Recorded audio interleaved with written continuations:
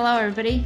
We're back with another episode. And what I wanted to talk today about is something that we touched on at the end of the last episode, which was more about, you mentioned what we resist persists. So I wanted to dive a bit more into self-sabotage. And because one of the things that you mentioned in last episode also was that you don't necessarily agree with that term. So maybe before we go further into the conversation, can you maybe explain your perspective on it and how would you define it or explain it?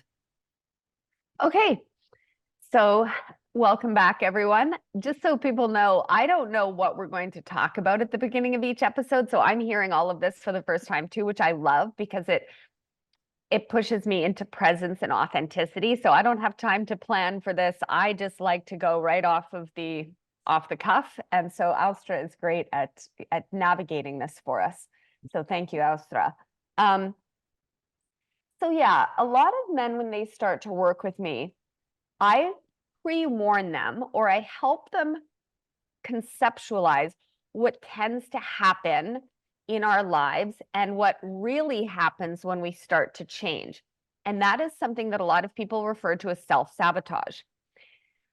I don't love that terminology because I think that when we're cultivating self-compassion, which is one of the very important steps in evolutionary mastery, is that I think framing the self-sabotaging the self is very disempowering.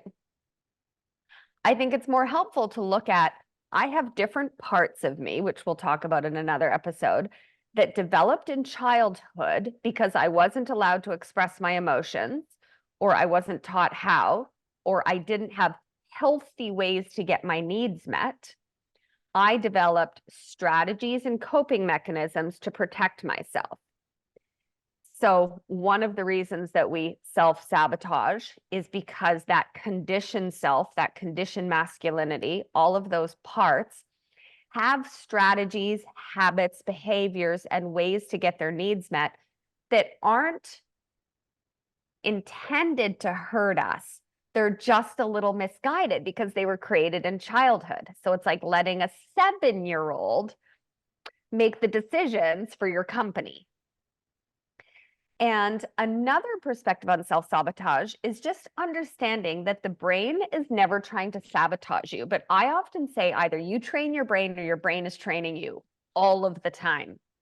And since we're not given that owner's manual on how to pilot this vehicle of consciousness and how to master the mind and train the brain, it's just natural that typically the brain is training us. And if we want to very oversimplify neuroscience, which I would like to acknowledge that I'm very oversimplifying, 3 of the main functions of your brain are to seek pleasure, avoid pain and discomfort, and run repetitive familiar programs. So take the path of least resistance, like electricity. And the brain, because it works in algorithms and patterns, it tries to recreate and repeat patterns of what is familiar to us, not necessarily what is in our highest good. And not because it's sabotaging us, but because it's sort of like a computer and that's how it works. So we have that sort of brain component. And then we also have that personality, the multidimensional personality component of the different parts that are the conditioned self that are trying to keep us safe, trying to protect us, and trying to stay in their comfort zone and avoid the perceived pain of expansion or growth or unfamiliarity. So does that make sense? And I just think it's more empowering to think of self as, just never think of it like yourself as sabotaging yourself. I just find that a very disempowering concept. And I find it more helpful to look at, why am I repeating patterns that I don't prefer, that are not in my highest good, and breaking it down to those 2 sort of metaphors so that, again, we can diagnose and repair why patterns that we don't prefer are existing in our lives.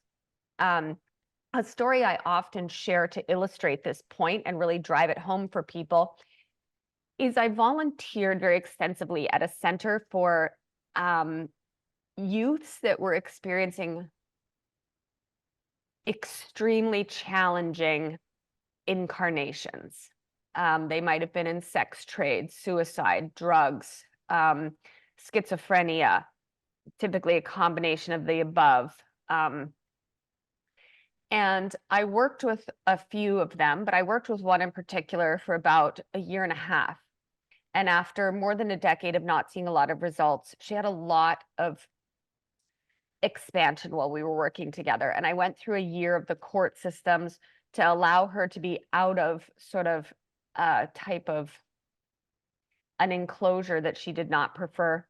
And it felt so unfamiliar to her to be loved and appreciated that the day she was supposed to move in, she went back to a previous drug habit that she had not engaged in for about a year, and went back to a man that was facilitating her in the sex trade from the time she was a very young person. And I share that story just to drive it home how much the brain and our personalities, when they're in the unconscious, will prioritize what is familiar because the brain thinks familiar is safe rather than what's in our highest good. So again, that's an extreme story, but I share it because it really drives home how strong the brain will be trying to train us if we don't understand it, have compassion, and take measures to try training our brain to make something that we prefer more familiar rather than things that are not in our highest good that are familiar. So for her, it felt safer to be in an environment where she was abused, sold, and under the influence of drugs, unsafe and on the streets, because feeling loved and being protected and adored and accepted for who she is felt so extremely unfamiliar. So in that kind of situation, when something that might be good for us seems unfamiliar, what are some of the things that might help to maybe shift that association to the way that we would want it to be? Yeah, that's a great question. So I think the biggest way we can help is just understanding these concepts so that when it happens, we know to expect it. We understand it. Our brain doesn't have to make up meaning for things because our brain, the left brain, is also a meaning maker. I read a fascinating book about the neuroscience of Buddhism. It's a really good book. I recommend it. But it talks about how the left brain just makes things up constantly. So if we're experiencing contrast again, and this is the example I think I used in our last episode, if I'm trying to build a bigger bicep muscle and I go to the gym and it starts to feel uncomfortable, I make it mean that I'm succeeding. And I'm like, yes. And I celebrate that discomfort. So if we know that in mental, spiritual, or emotional, or whatever you want to call it, personal growth, that it can be, not always, because everybody's different, but that it can be similar, that we feel that discomfort, then we are pre-prepared to celebrate it. I also sometimes write a letter to myself when I'm going to go through a big shift. And I schedule time to do parts work or emotional integration. And I really focus on cheering myself on. So if you want to run a marathon, for instance, and you don't know if you're going to twist your ankle, you don't know how much you're going to sweat, you don't know how hungry you're going to get, you don't know what kind of shoes are right for you yet, you don't know how far you'll be able to go in the first week, in the first month. Focusing on the fact that you will get there eventually and just nurturing yourself and supporting yourself and cheering yourself on through the journey can help us get through whatever that looks like, because we're approaching it with curiosity and awareness rather than unconscious. And Okay. just reminding yourself, this is unfamiliar to me, but I want to make it familiar. You can also make a list of your whys. Why are you doing this change? What is the outcome going to feel like? And then as we're going through that transition and a lot of our parts start trying to do that hostile takeover or self-sabotage, or we notice ourselves falling into an old pattern. Again, remembering why we're doing it, kind of doing our self-coaching work throughout that process can be very helpful. And just celebrating yourself. If you start falling back into that old pattern and all of a sudden you find yourself drinking or watching porn or your inner critic starts yelling at you, or you get cranky with your kids or whatever it is, as soon as you notice yourself doing that, instead of beating yourself up, celebrate the fact that you're in awareness. Not, I can't believe I did that pattern again. It's more like, oh, I'm not in that unconscious pattern now. I'm in awareness. I am awareness. Because when things are below the level of awareness, we can't actually really do much about them, because we're just strapped into the back seat of that vehicle of consciousness, and it's taking us down the wrong road that we don't even know where we're going. So as soon as we notice patterns or we notice anything happening, we celebrate the awareness. So even with that, what you said, knowing it will happen eventually,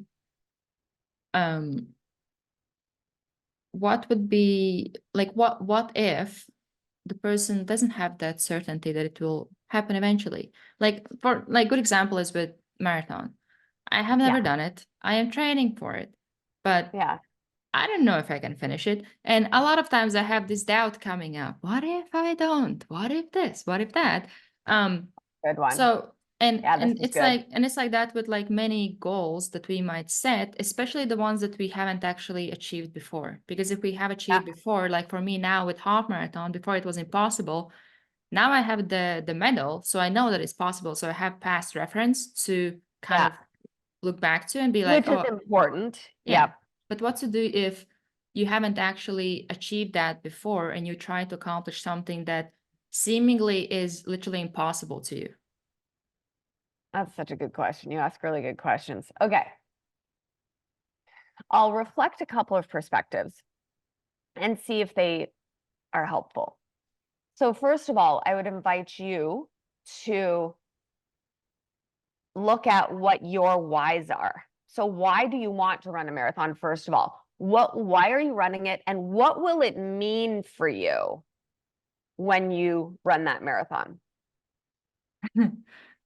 Well, one of the reasons is because I actually felt it's impossible. I want to pretty much prove myself wrong in a way about believing that I can't get it done, which is like coming from a friend of mine who taught me that idea of a lot of things that we believe to be true, that might not make us happy to be true, to challenge those. Because for me, that's literally, I don't have maybe even like bigger why than that, other than self exploring, understanding myself deeper through those experiences, and literally just prove myself wrong through accomplishing something that I was for years convinced that I didn't even like consider doing it.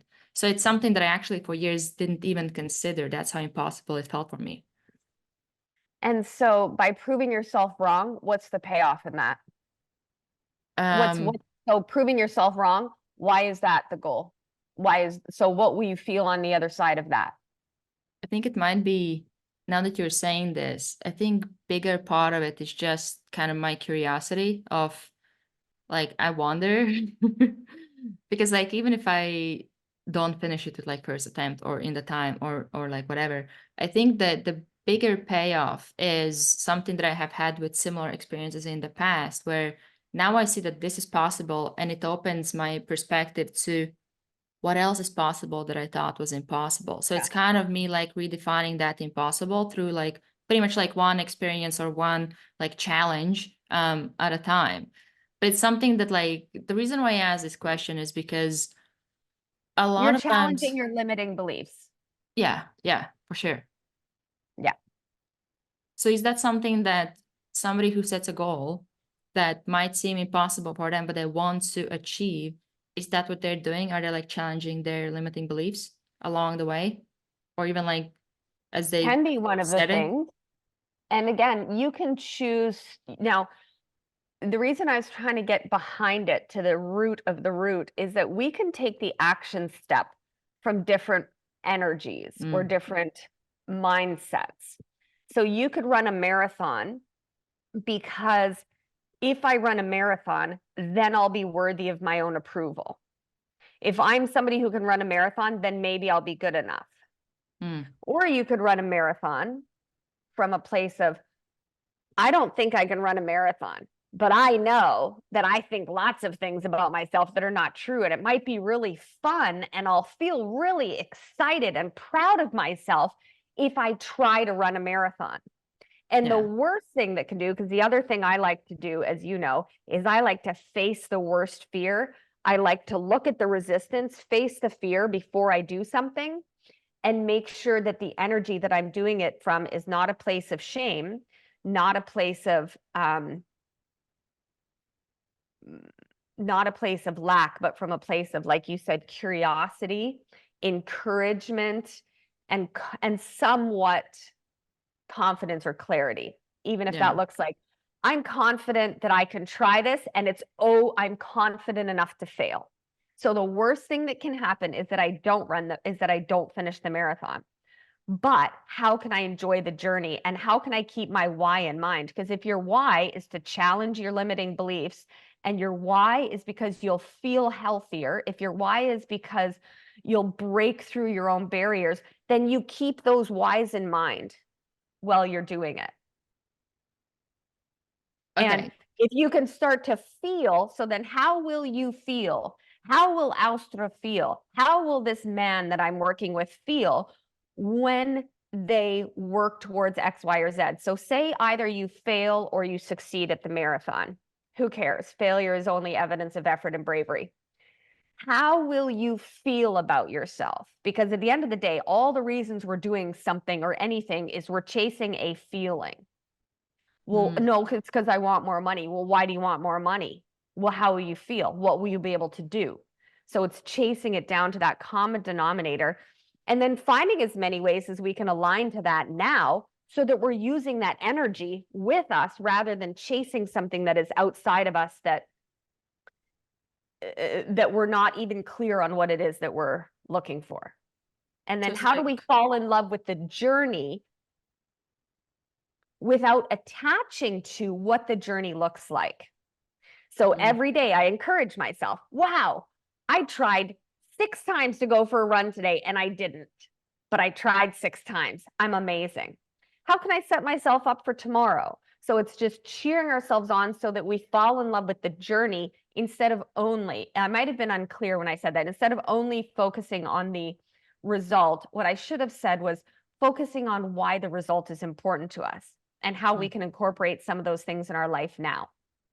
And keeping your why in mind so that when things do get hard, or we have that expansion and that discomfort, that we keep our why in mind. Well, I'm doing this because this. I choose to do this. And then there's little ways that we can train our brain that you and I were talking about before the show, which is if you go for a run that day and you tell your brain, I have to go for a run today, or I'm going to fail my goal. I don't want to go for a run today, but I have to. Your brain's going to go, well, your brain wants to avoid pain and seek pleasure. So it's like, yeah, if you don't want to go, let's not go. And it sends you out sort of right. It hits the gas pedal, or sorry, it hits the brake in the vehicle of consciousness. It sends out signals that try to stop us from doing things. And even if we don't feel aligned with it at the beginning, if you tell your brain, I choose to go for a run today. I get to go for a run today. I want to go for a run today. I'm feeling resistant to going for a run today, but I'm choosing to go for a run today because I'm going to be proud of myself for doing it. Or I'm making this commitment to myself. I choose to rather than I have to. Little things like that are constantly helping reprogram and retrain that brain. So even when I started Pelotoning and I was like, my cardio wasn't great, and part of me was in total resistance. So I allowed that resistance to be there. I explored it, but I just sat there for the first 2 weeks and I was like, I choose this. I love this. I want this. I choose this. I love this. I want this. And eventually my brain believed me. And then my brain would start getting excited at the thought of doing that thing. Whereas if every day, if I said, I have to run, or I have to Peloton, or I have to do this, I have to eat healthy, I have to eat fruit instead of pizza, our brain is like, oh, well, that sucks, because it wants to seek pleasure, avoid discomfort. So little things like that can also be really helpful in training our brain and mastering our mind and piloting the vehicle of consciousness towards a goal. Okay, so I feel like this is good transition into one of the questions that I wanted to discuss is about, and we kind of touched on it on last episode as well. It's about like why change feels so hard compared to like effortless, because like that's where I think that can affect that journey or that like process, because if it feels hard, then the whole process, even if the actions might be the same, but if it feels hard, it will be much harder for us to want to move forward, but also to stay consistent with that. Yeah. That's a loaded question. So I'm going to write down a couple of notes here. So sometimes I think things are just going to, it depends how we define hard. So if we have that discomfort, like it's not going to necessarily be easy to choose a harder weight and lift it at the gym and get a bigger bicep muscle. But if it's consistently really hard and really draining, and we are not enjoying it and we're forcing ourselves to do it and it feels exhausting, then it might be an indicator that we're either doing something for the wrong reason, that energy behind it is not good, or that again, we're saying things to ourselves like, I have to do this. It's so hard, but I have to do it. And then our brain is responding to our thoughts without questioning them as if our thoughts are accurate, because that's what brains do. Or we have parts of ourselves, some of those little characters, that are in resistance. Or that we might be bullying or pushing ourselves into that growth rather than cheering ourselves on. You get to work out today and it might be hard, but you've got this. You're going to be so good. I'm so proud of you, son. You know, however we would have maybe wanted our parents to speak to us, or and that's why also when we're about to make a change, so if we're at a baseline of X and we want to change that to a baseline of Y, and we make that conscious choice to do it differently over and over and over and over until we create a new neural pathway, right? We're reprogramming the mind. Positively encouraging us can be very helpful. Looking at why we're doing it can be helpful. Making sure the energy behind us, the energy behind why we're doing it, that we're doing it because we can, not because I won't approve of myself until I do that. And then finally, before we start, I like to add another layer, which is examining any parts of us that might be in resistance to that change. Because again, it's I like think we that's where have I was all these. going with that question, to understand that resistance that maybe is making it harder than it should be. Yes. Yes. So sometimes, again, if our little individual parts of our personality have created protector personalities or coping mechanisms or way to get their needs met, and we start going into this in this new direction, then it's very normal that some of our parts get triggered and activated because they've been in control. They've been driving that vehicle of consciousness. And they're like, you want to take over? No. And they don't want to let go. Like they want to hold on to that control. So what would be a good example? I had a man who was excited for a weight loss journey. And he had had many weight loss journeys and had not successfully kept them over the last couple of decades. So one of the things I said was, first, let's look at any parts of you that might be in resistance to letting go of your eating behaviors and pursuing a weight loss journey. And he was like, you're supposed to be good at this. What are you talking about? I just told you all I want is to lose weight. And I was like, Possibly, that's possibly true and mostly true, but there might be parts of you that are reluctant to give that up. So again, we looked at his why. Why do you want to lose weight? Do you want to lose weight because you won't be good enough until you lose weight? How can we frame that to, I am amazing, I accept myself, and I would prefer to have less weight so that I have more energy and so that I feel confident when I'm dating, and because I like to move my body, and because I know, so getting your why in order and making sure you're not taking action from shame. And then looking at the parts of you that might be in resistance. And in this case, we looked at parts that were, for instance, saying, hey, I have never had my emotional needs met. So and you work all day, every day, and I don't get to have any fun. So the only way we get pleasure chemicals and dopamine is when we eat that cheeseburger, hit that bag of chips, and grab that Diet Pepsi. So that part's like, you want me to give that up? Nope, I'm out. So then again, it's like we're paddling in a canoe, and part of us is paddling in one direction and part of us is paddling in the other direction. So it takes a long time and lots of failures or self-sabotage patterns going back to the old familiar way. So addressing the resistance. Another part of resistance was that he actually identified as somebody who did not feel emotions. He's like, I didn't cry. I haven't cried for X amount of decades. I'm like, I don't feel emotions. I'm really good at controlling my emotions. And I was like, ding, ding. If we're eating a lot, not only is it giving us pleasure chemicals, but it's sort of causing a lot of belly fat. And we know now that we have a lot of brain cells in the gut. And that's also where we produce serotonin and such. So in his case, sort of eating constantly and keeping that weight around the belly was a way to not only avoid the intimate relationships he wanted, because part of him was afraid of rejection. So he was sort of like, if nobody is going to approach me, I don't have to be vulnerable. And part of him, it was numbing those emotions that he didn't know how to feel. So anytime he started to feel uncomfortable, or like, okay, there's an uncomfortable feeling come up, he could reach for food, eat it, and that uncomfortable feeling of shame or disappointment or I'm not good enough sort of went away temporarily. And it numbs everything and dulls everything because of our gut and that digestive process. So is he self-sabotaging? No, not at all.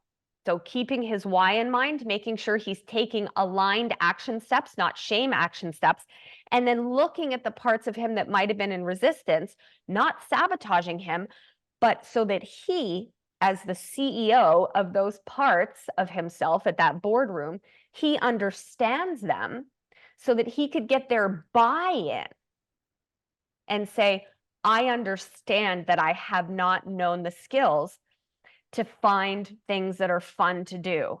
So if we give up these eating habits, I will do X, Y, and Z fun thing so that we still get pleasure chemicals. I will start riding a bicycle because I enjoyed that when I was a kid. And I'm going to do model trains and go for walks or whatever they think that they can do for pleasure. So then that part of you will come out of resistance and at least be like, okay, I'm willing to try. And hey, I need skills. I need tools to process uncomfortable emotions. And in what ways am I terrified to be seen, terrified to be in a relationship that this extra weight is protecting me from? So it's looking at those parts of ourselves with a lot of compassion, which can feel very counterintuitive, especially for men, because they've often been taught to muscle up, toughen up, suck it up, don't cry, push through it. So yeah, it's looking at the parts of us in resistance, because if all of the parts of us are on board with the change and they're excited about what's on the other side, we're not going to care what the journey looks like. Right? And we're going to be like, it's okay if we fail. That's great.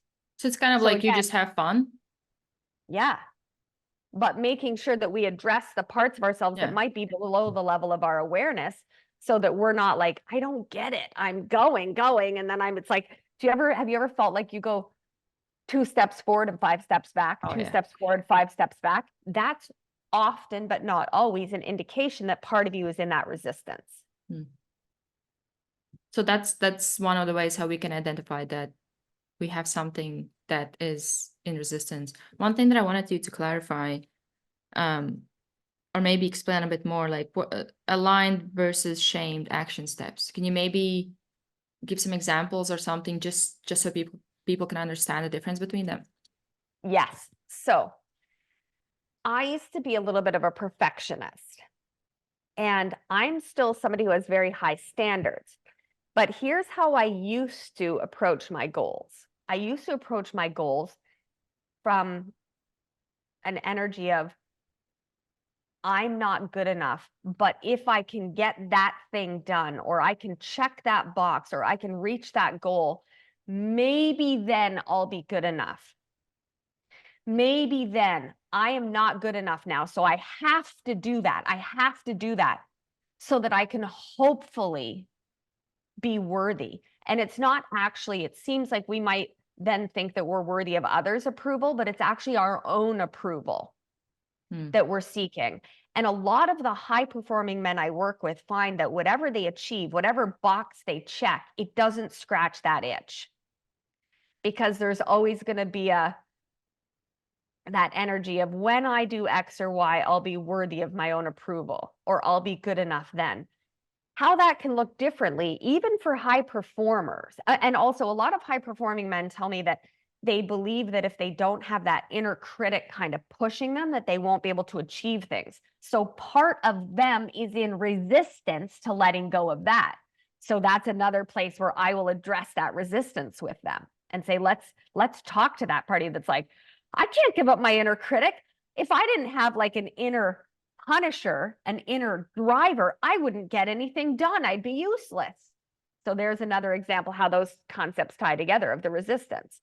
Now, if we look at what that doesn't, what the opposite of that looks like, it looks like self-acceptance, self-compassion, and saying, it's more like, I'm awesome. I'm not perfect, but I've gotten through 100% of the things that I've experienced in life, and here I am. I'm proud of myself. And I would really like to achieve X or Y, or take that journey, because I will feel this or that. And I can start to feel this or that now in my life.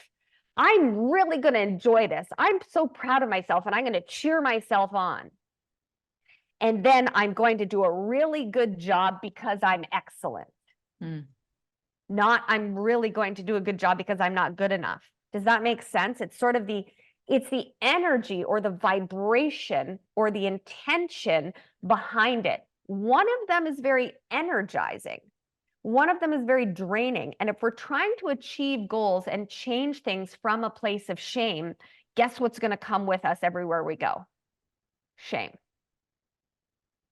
So healing the shame, acknowledging and reframing the resistance, and finding a positive why, and training our brain to enjoy the journey, can mean that we achieve more goals more quickly, and we free up a lot of energy for creative ideas to come in.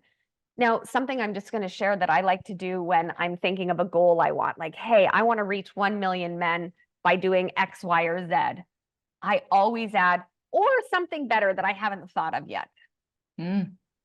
Because I don't actually know what the destination is. I just know what I want to feel. Well, I want to get a car. I want to get a Ferrari. Okay, why do you want to get a Ferrari? Do you want to get it because you're going to have fun and you're going to be like, oh, I love this. It makes me have so much fun. Or do you want a Ferrari because then people will think you're good enough?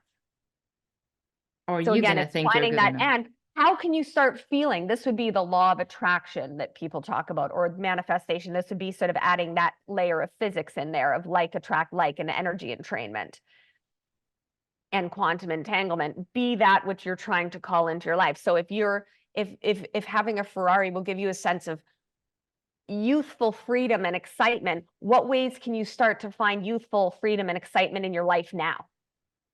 And how can you find that youthful that youthful fun and excitement on the journey to get there? And how can you keep in mind how you're going to feel, and how can you start to feel that way now? And how can you find any parts of you that are in resistance to that are like, I'm not good enough to have a Ferrari. Rich people are selfish. Or who do you think you are? Or what if people think that you're a show off? Or what if whatever? So then dealing with those parts of you that are in resistance. Hmm. And then Yeah. just and just practicing that self-compassion and that growth mindset from a place of, I'm amazing. What can I do better? I'm an ever expanding, growing, evolving, evolutionary leader. I am not perfect. I'm not meant to be perfect, but I'm going to fall in love with the journey is very different than I have to do this. I have to achieve that. Once I achieve this, I'll be good enough. Once I achieve that, people will approve of me. And I'm going to be hard on myself and disappointed in myself until I feel that. Energetically, that's like not aligning with where you want to be. And it's exhausting. So again, like you started this out, if you're drained and everything seems really hard when you're growing, these are some different things. We put a lot of information in this episode. It might be worth listening to or re-listening to a couple of times. But looking at some of these different aspects can be very empowering when we're trying to level up, make a change, or achieve a goal. And finding the parts of ourselves that are in resistance to growth and resistance to that journey of expansion or evolutionary mastery or magnetic masculinity. Finding the parts of us without judging them and being like, ew, there's a part of me that's in shame. Ew. We don't want to be looking at that part of us and being like, ugh, here's my inner critic. What a jerk. We don't want to be looking at those parts of us because that creates more separation. We want to look at those parts as if almost they were like children, or as if they were like a younger man, a younger version of yourself, and you'd want to speak to them maybe the way you'd want your favorite sports hero or your father or somebody to speak to you. And you want to speak to those parts. You want to accept them. You want to mentor them into growth rather than shame them into change. Because again, it's that energy behind the action. And if you're looking at that part of you that's in resistance and you're in resistance to it and you're like, oh, you're holding us back.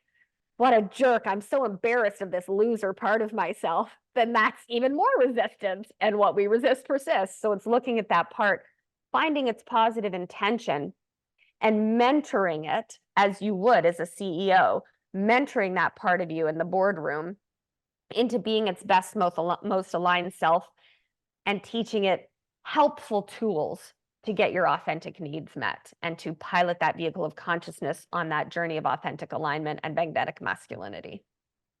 I love this. Anything you want to add on top of all this, or? No.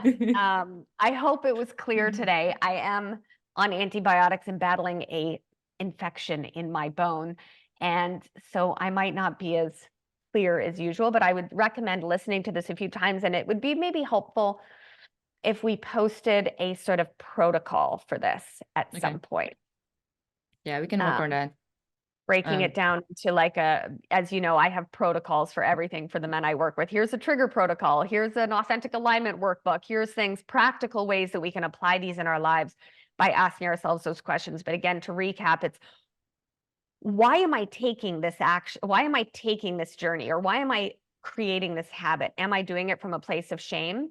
And if so, let's work with that before we take that action step. Let's find an exciting reason to take this action, to why we're doing it. Focus on the outcome. I don't mean focus on finishing the marathon. I mean, focus on the outcome that is, I am challenging my limiting beliefs. I know that when I push myself, I experience expansion and I don't know what it's going to look like, but I can do this because I'm awesome.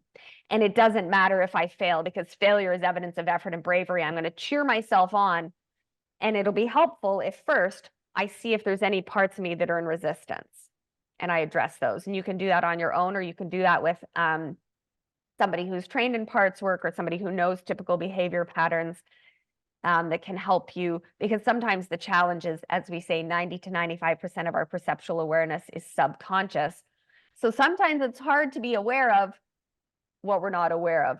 So celebrate every failure, celebrate every success. If you find yourself going into those, what are commonly but unhelpfully termed self-sabotage patterns, pause and celebrate that you're in awareness of the pattern, because it's not in the subconscious. You're aware of it. Now you can pilot that vehicle of consciousness. You're not strapped in the back. So now you can start changing the trajectory, and it can be very helpful to remind ourselves that I'm choosing this. I want this, reminding ourselves why we want it, encouraging ourselves, cheering ourselves on, instead of, I have to Peloton because I'm so fat and nobody's going to like me, and I'm so stupid for eating so many burgers, and I'm going to force myself to Peloton. And, it's, whoa, I'm going to find healthy ways to get my emotional needs met so that I don't have to suppress with food. I'm going to sit down and process some of my uncomfortable emotions so that I don't have to stuff them down. And then I'm going to really choose to take action steps every day, because I'm going to love the feeling of energy, and I love the way my body looks when it's fit. Not, I hate the way my body looks now, but I'm going to love the way my body looks, and I'm going to love having that energy. Yeah. And then getting at the beginning and sometimes faking it until you become it. So we can acknowledge where we're at. Yes, I love not exercising, and I love pizza and burgers. I love those, but I'm choosing to Peloton, and I can have them, because as soon as we tell ourselves we can't have something, the brain's like, what? I can't have it. And it starts sending distress signals that are cravings for us. So we tell ourselves, I can have it. I can sit on the couch and watch the football game. I can, but I'm going to choose to Peloton, or I'm going to choose to run, even if it feels uncomfortable, even if I'm in resistance, because such and such. And because I'm awesome. Yeah, I love that. I couldn't have said it better myself. Okay, thank you everybody for listening. And if you have any questions or you want to work with Sandy, as always, there will be links in the show notes, and we will also have added, by the time this episode comes out, the protocol so that you can work through all the stuff that we just went through. That is like, it can seem complex, but I think once we create a protocol, it might be more easier for people to go through. And I encourage you to listen a couple of times, and remember that when we're learning any new mind model, and all I'm doing is just providing different perspectives or mind models, that's it, is that it often feels unfamiliar, or we kind of get it, but repetition and time, we plant that seed, we water the seed, and we water the seed as many times as it takes, and then it grows. So repetition works well, and trusting that your brain, your subconscious, is rewiring. It just doesn't happen instantly. And just keep at it and trust that it's going to click when it's ready, and not a minute before. And that's none of your business. All you have to do is keep putting one foot in front of the other, and encouraging yourself, cheering yourself on, and trying to take those action steps from a place of encouragement rather than shame. And yeah, fall in love with the journey, even if you're not there right now. Yeah, exactly. All right, we will see you the next week. Great. See you then.